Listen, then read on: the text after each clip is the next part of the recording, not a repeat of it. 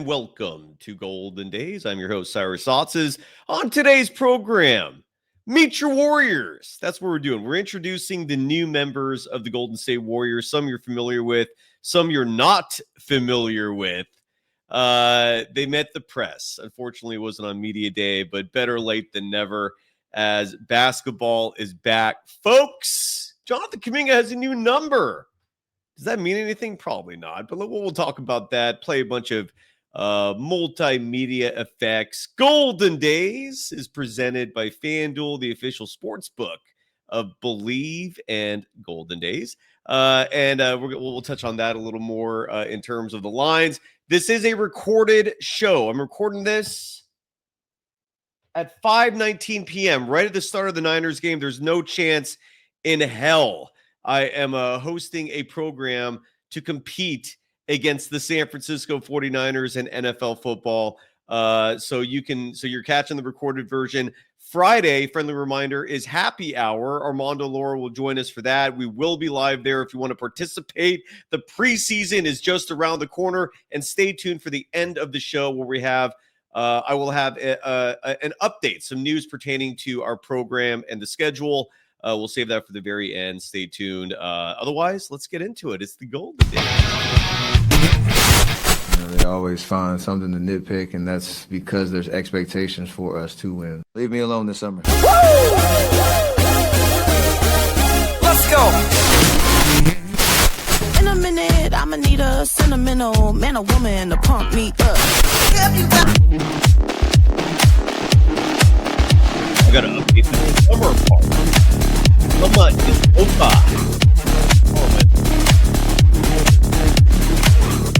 Oh, man.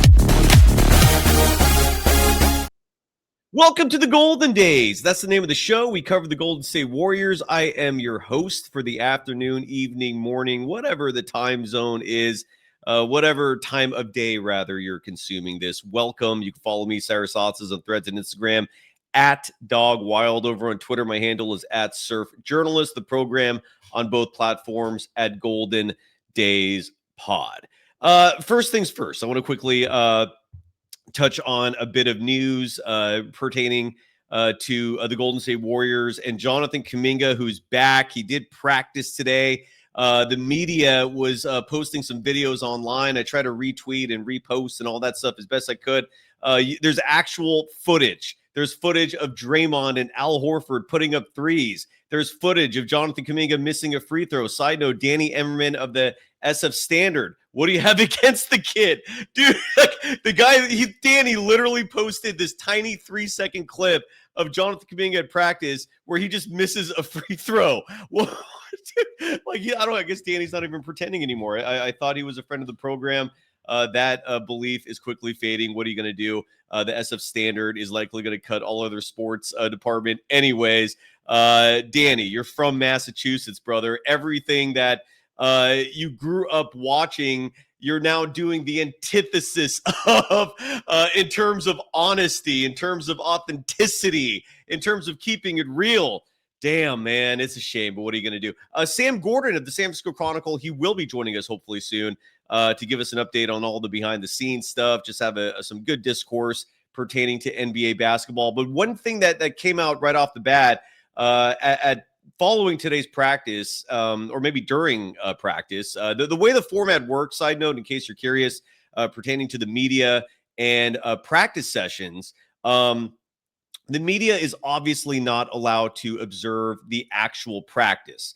What the Warriors and most NBA teams do, maybe all of them, is at the conclusion of practice, they'll let the media in, and the media can watch and observe whatever is remaining at the end after the coaches have given their spiels and after the team has gone through whatever specific regimen that Steve Kerr has on the agenda. So the media can't observe that part. What the media can do is come in at the very end, and that's why you see those clips sometimes of players sticking around, putting up threes, free throws, various drills if they want to stay longer than they need to.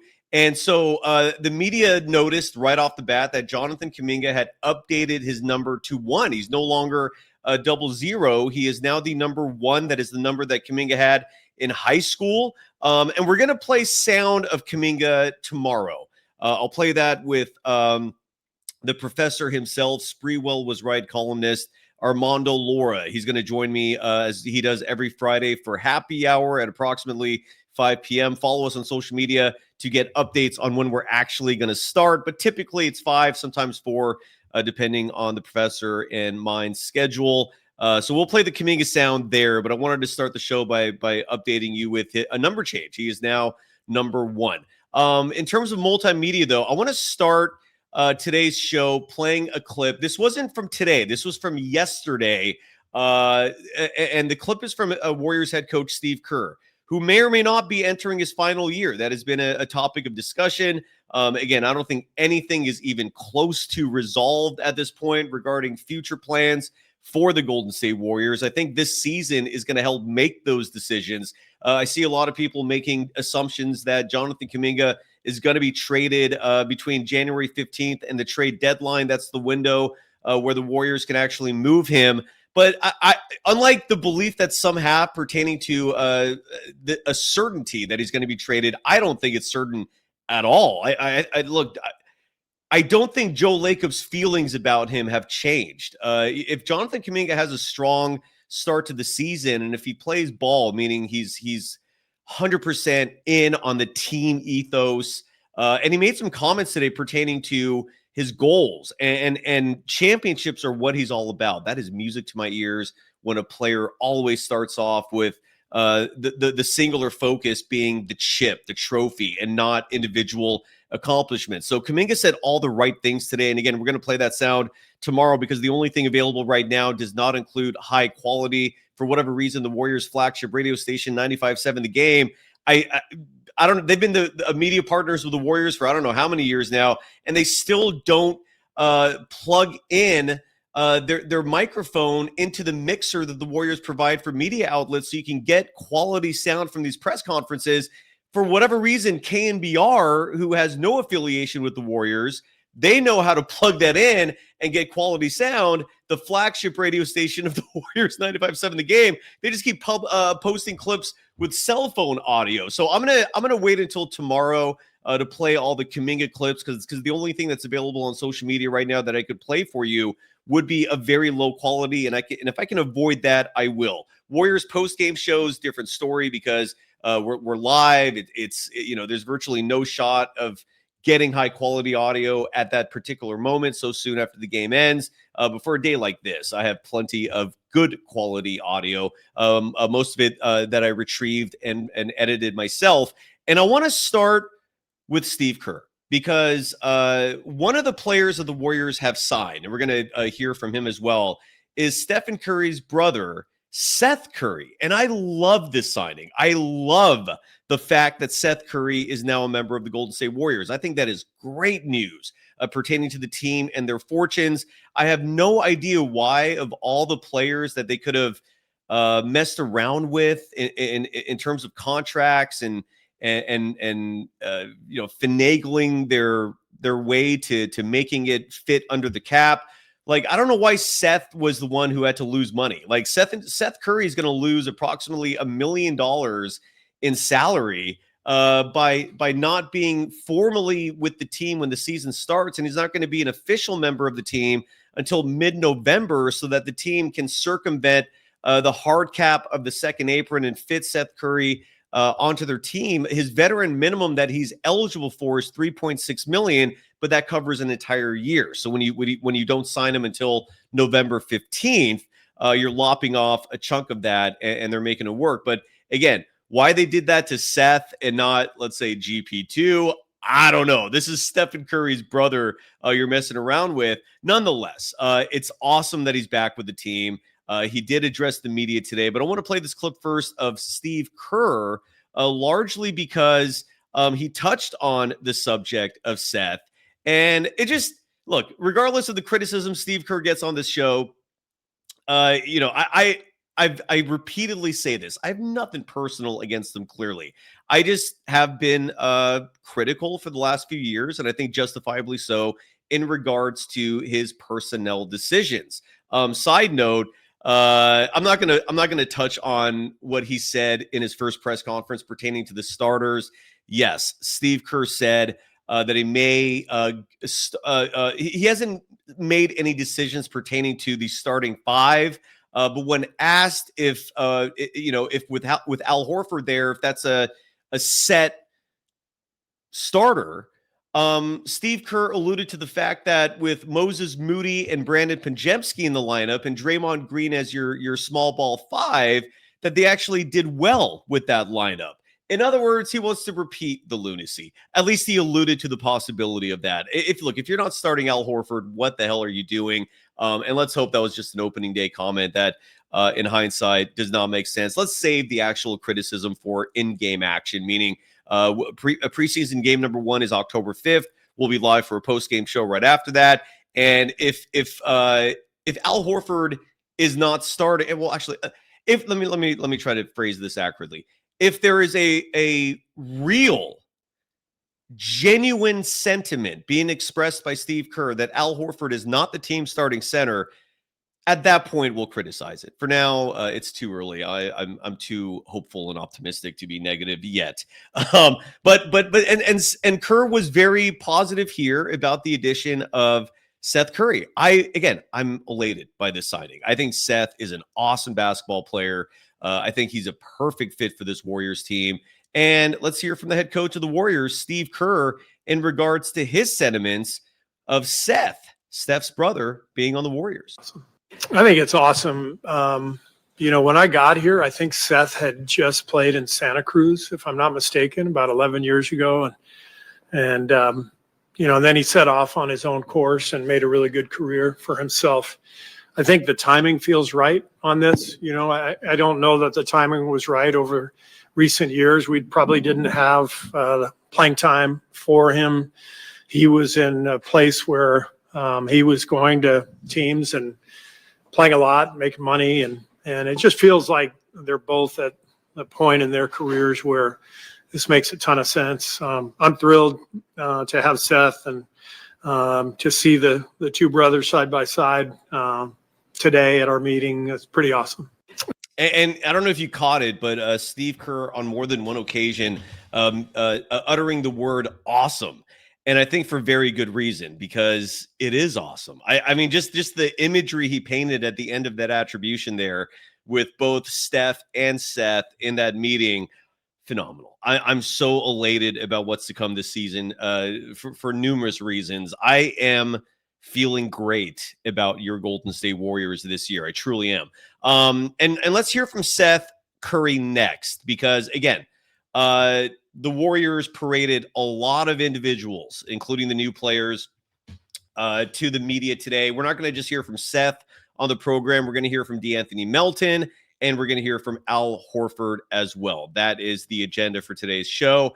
And we're going to hear from Seth next after I give some love real fast to FanDuel, the official sports book of Golden Daze and the Believe Network. And I was just curious. I was taking a look at the lines to see if now that the roster is set, now that we have confirmation of what is to come for the Golden State Warriors, especially in terms of their roster, I was wondering if the line had shifted at all for the Warriors in terms of their win total. Next Tuesday, Mark Haynes, Frank Red, and yours truly will finish up our OU show, and we'll discuss the Warriors' future particularly.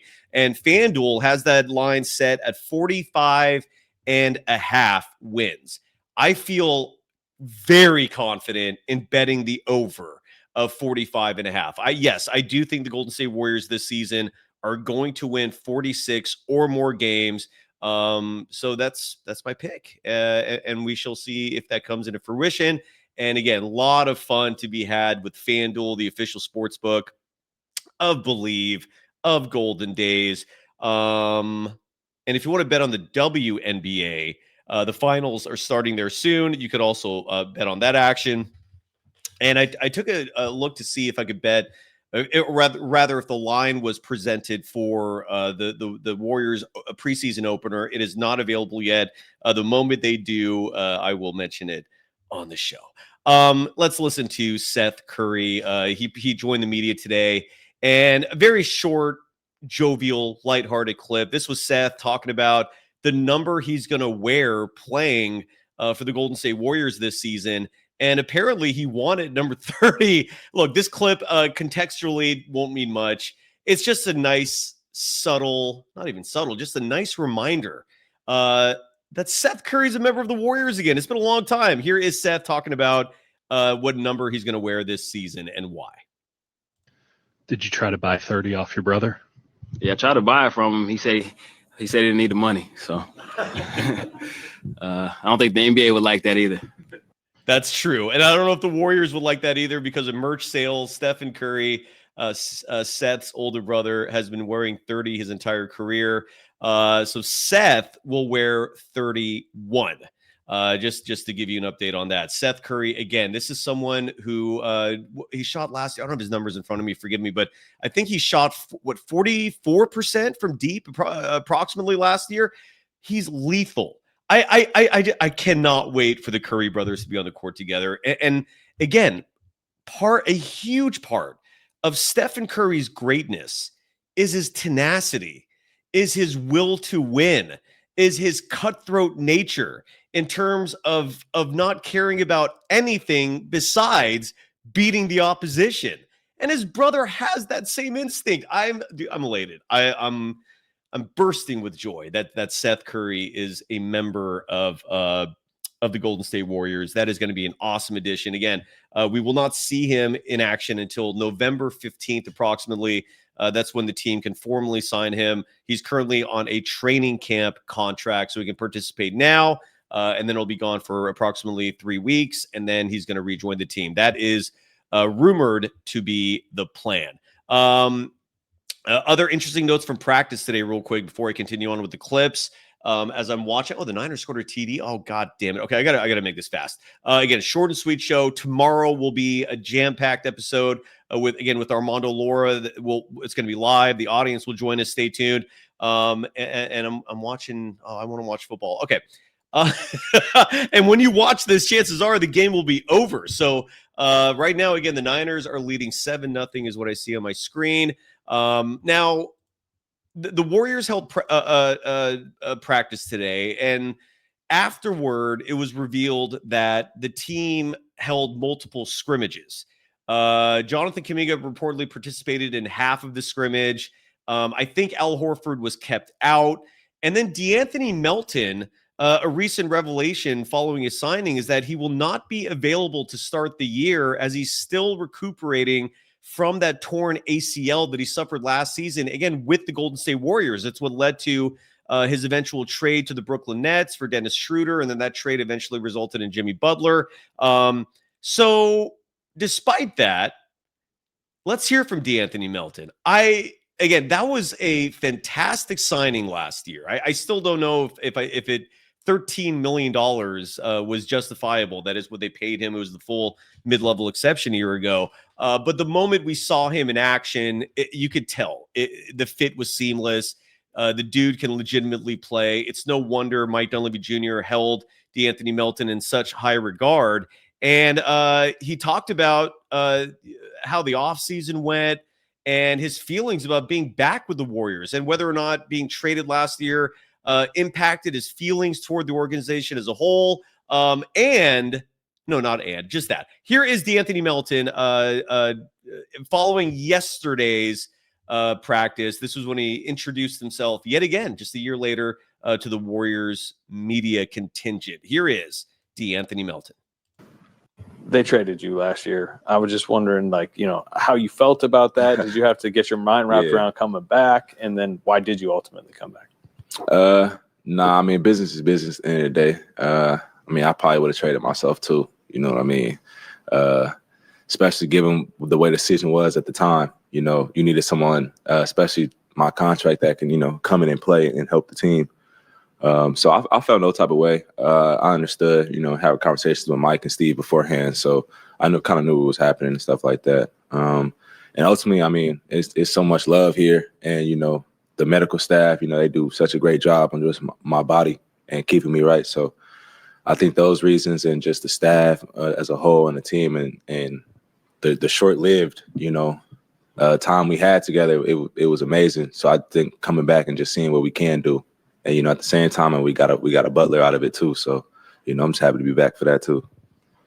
This offseason was a bit peculiar for the Warriors. How tough was it for you to be patient and ultimately make your decision? And did you have to weigh other opportunities while you were deciding? I think it was just difficult to see him go through that roller coaster of a season. You know what I mean? Sitting on that couch is pretty much all I can do for the first month. So sitting there watching those games and just seeing them, go through the struggles that they was going through and knowing I could help and provide, it was tough. But other than that, I stayed confident.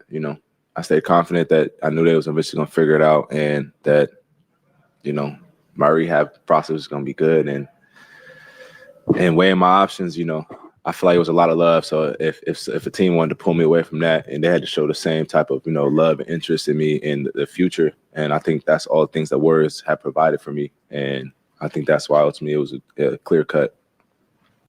And there you go. And that's De'Anthony Melton again explaining his offseason, his decision to come back to the Golden State Warriors. The interest is very mutual. Melton giving praise to the Warriors medical staff led by Rick Celebrini in terms of helping him with his recuperation. So Melton will not be expected to be available at the start of the season. 2 months is what I'm hearing is the ballpark for when he could be ready. So that would make late December, maybe January. We shall see. So the Warriors will not have Melton to start the season. They also will not have Seth Curry to start the season, but thankfully they have a shitload of depth, and that is huge. So, and I can't emphasize enough how much I love the De'Anthony Melton signing. It's huge. I love all these signings. The only one that I'm a little bit hesitant to embrace is GP2 coming back. And again, it's not because I have anything against him. It's not because I think he's a horrible basketball player, but I don't think he's the same player he was in the Warriors title season. And again, he's like Steve Kerr has certain players he just falls reliably on as a crutch, if I'm making sense there. And he ends up playing GP2 way more than he should. There are far more players on this roster deserving of minutes over GP2. And in terms of the start of the season, when with De'Anthony Melton out and with Seth Curry out, Brandon Podziemski seems to be the favorite to be your starting two guard again, a decision that I don't support. I'm not a fan of playing players out of position. Steve Kerr clearly thinks otherwise. But then, there's going to be important decisions because of both Melton and Seth not being available in terms of who's playing heavy minutes alongside Steph and Curry. Now, the good news, at least from my perspective, is that Moses Moody seems to be in favor with Steve Kerr, so he's likely going to get a good run. Buddy Hield is a player that has Steve Kerr's trust. Brandon Podziemski is going to likely start. So, and all three of those players, to me, are deserving over GP2. But we also saw Steve Kerr last year play GP2 at the 4 on more than one occasion, which is absolutely insane. So again, we shall see. I'd even I at this point would prefer even having Will Richard getting those minutes. I want to see this kid play. I like seeing young talent getting extended runs so we can formulate a proper analysis and judgment of this individual, as opposed to just watching them play quick little bites, little just mini runs before Kerr gets frustrated and pulls them, and we never get a good idea of what the true potential is of these players. And it's been the entire gripe I've had with Jonathan Kuminga from year 2 on. So I digress. Anyways, nonetheless, one last soundbite today as we start to wrap it up, and then I could go watch the rest of this Niners game. Al Horford, maybe the most important signing of the offseason, because Al Horford gives the Warriors a legit all-star caliber big. He can space the floor shooting threes, great defender, great rebounder, high IQ player. And he seemed to have been seamless in terms of the transition to playing for the Warriors with the opening practice based on the reports from observers there. And here's Al Horford talking about whether or not he actually considered retirement and why he chose the Warriors. Let's hear from the Warriors' new center. I'm very excited to have Al Horford, a player that I had nothing but disdain for when he played for the Celtics. Now he's a Warrior, and now I love the guy.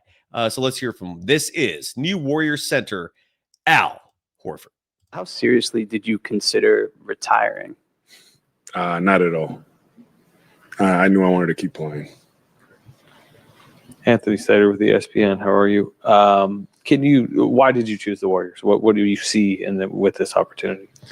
It's a great opportunity to compete and to win at a high level. When I think about the Warriors, I think about Steph and Draymond and Steve Kerr and seeing Jimmy Butler here, what he did in that second half of the season last year after the trade and how they're playing. For me, if there was one place that I was gonna leave was for this. Like I said earlier, it wasn't an easy decision for me to leave Boston, but if there was the place, it was this one, and it happened, and I happened to get this opportunity, so I jumped at it. And maybe the funniest part of that clip, and it timed out nicely for that to go back to back, is in case you were unfamiliar, there was at least one person reporting this offseason that Al Horford was contemplating retirement, that the decision was coming down to either him retiring or him playing for the Warriors. And you just heard him right there say he never considered that. He never thought of that. The irony there is that right after he was asked whether he contemplated retirement, and his answer was a resounding no, at least according to him, that was never on his mind. The person who reported that he was considering retirement in the offseason was Anthony Slater, who immediately jumped in with the next question there. And it was a coincidence in terms of the timing, because Slater likely had the microphone next to ask a question. And I don't think anybody knew it was going to line up like that. But yeah, so it was, in fact, Anthony Slater. After I heard that clip, I was curious to know who was the individual reporting that this summer. And look, nobody's perfect.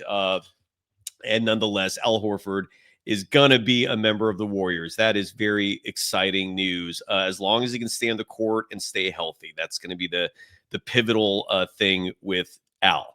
And that's it. Again, very short and sweet show. Tomorrow, Armando Laura is going to join the program. We're going to bring the audience on. We'll be live. It's a Friday happy hour edition. I want to remind people right now, we are on the hunt for local sponsors. And when I say local, I don't literally mean like you have to be in the San Francisco Bay Area. But a local sponsorship is a sponsor that is strictly with the program and not with Believe as a whole or something like that, or not a national client with a pre-recorded spot that you may hear in the podcast or an ad that you see on YouTube when it gets interrupted.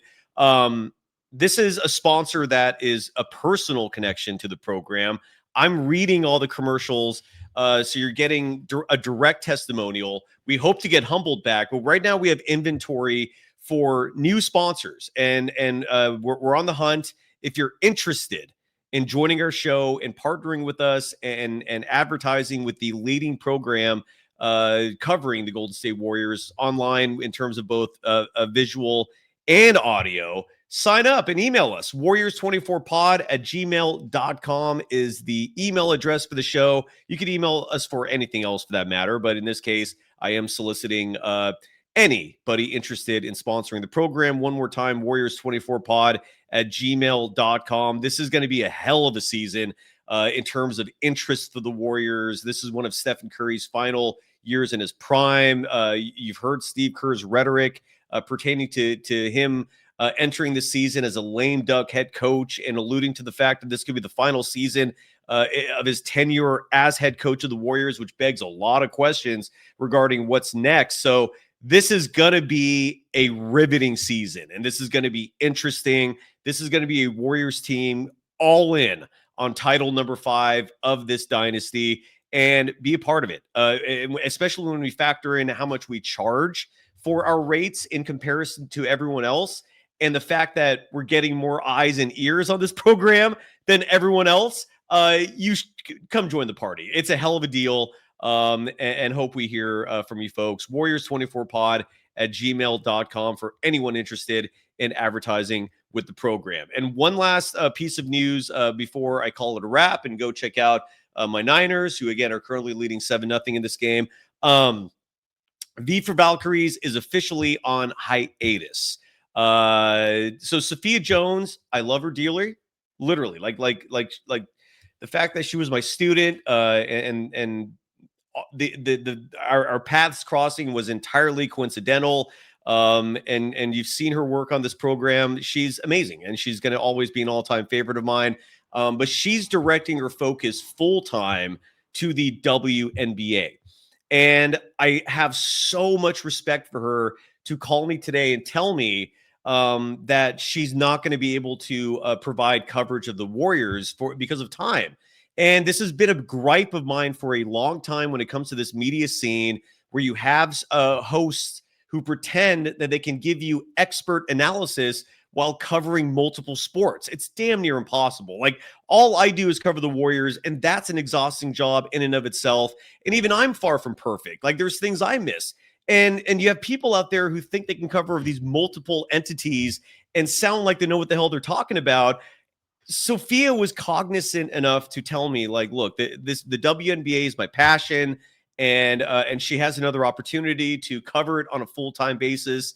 And so for her to join the show once a week during the Valkyries off season and try to sound smart about the Golden State Warriors, she realized was a task that would prove to be near impossible. So V for Valkyries is on hiatus. When the season comes back, we shall revisit, whether or not we resume the show with her, or maybe who knows. But she's a friend of the program. You will keep seeing her, at least as a guest, especially if something big happens with the Valkyries or the WNBA. The Valkyries, sadly, from my experience between talking to people, between us actually having V for Valkyries, a weekly show, and this is an important lesson that I think the WNBA as a whole needs to take to heart very seriously, which is that from a business perspective, the league is about to enter a lockout. Most likely. We don't know for sure, but we Sophia and I briefly covered Nafisa Collier's comments where she blasted the commissioner. Stephen A. Smith was on his platform calling for the commissioner to resign, largely because of the way the players have been treated, and maybe, probably more importantly, how much they're getting paid. So the league and the Players Association seems to be headed towards some sort of a fissure where there's going to be, I don't think it's going to be a strike per se. I think it's going to be more so a lockout. And they're going to have to revisit their terms. But what the WNBA needs to recognize is that selling out arenas is only a small part of the whole picture with sports. If you're not killing it with TV ratings, you're not mainstream. You're not truly legit. You're not, and maybe most importantly, you're not making a shitload of money. The NFL is king first and foremost because everyone has their eyes and ears glued to these games and the content that covers the teams in the NFL. The NBA, at this point, from my experience, I think is a solid second, a very distant second in terms of fan interest and the numbers behind it from an American perspective. Globally, I'm sure, people will come in with an argument of soccer and so forth. And this is where baseball has suffered a tremendous slide in terms of relevancy. Like, they still have people going to the stadium, but the TV numbers have plummeted. And in terms of relevancy, no one talks about it anymore. That's one of the most important things. And it's why star power is vital for any sports league to sustain, thrive, grow. Like, you need stars that people are riveted by. The WNBA has hope in that department, largely because of players like Caitlin Clark. I don't even know if Asia Wilson fits that mold, despite the fact that she is quite possibly the GOAT of the WNBA. And I bring all this up because when it comes to the Valkyries, they're selling that arena out. The Bay Area, this is a hoops junkie region. We love the Valks, right? We've immediately embraced the WNBA, but that popularity is not translating to TV ratings, and that popularity is not translating to online interest, in terms of discourse, in terms of participation, clicks, and so forth. And until that happens, you're not going to see real money coming in for the WNBA. And that's a harsh reality that the players are gonna, if they don't realize it now, they're gonna get hit with a lot of reality checks in these negotiations between the player side and the league, in terms of the money actually being pumped in, and maybe more importantly, in terms of the number of people interested. Because keep in mind that Chase Center is selling out, what, 18,000, 19,000 a game, and you multiply that times 22. I believe that's how many home games the Valkyries have, and that's a good number. But to put it in perspective for the fact that it's not blowing people out of their seats, this program gets those numbers. We actually get way more over a year-long span, because the Valkyries are only playing for 3-4 months. And if your sports league is not outdrawing this podcast, who's soliciting advertisers, you've got a long ways to go. And that's the reality of the WNBA. They're just not there yet in terms of star level attraction, if you will. And when I say star in this case, I don't mean player wise. I mean in terms of a draw, in terms of having people enamored, having people so interested they want to talk about it and they want to see what's next, right? The NFL clearly has that draw. The NBA has that draw. They better not take that for granted, though, because the NBA is very star driven. And I think the NBA is facing a bit of an existential crisis themselves, with Stephen Curry and LeBron James aging and no clear-cut successor to be the face of the league moving forward. That's what this is all about from a business perspective. You need stars, and you need a product that makes people think about the action they saw long after the game is over. The WNBA is just not there yet.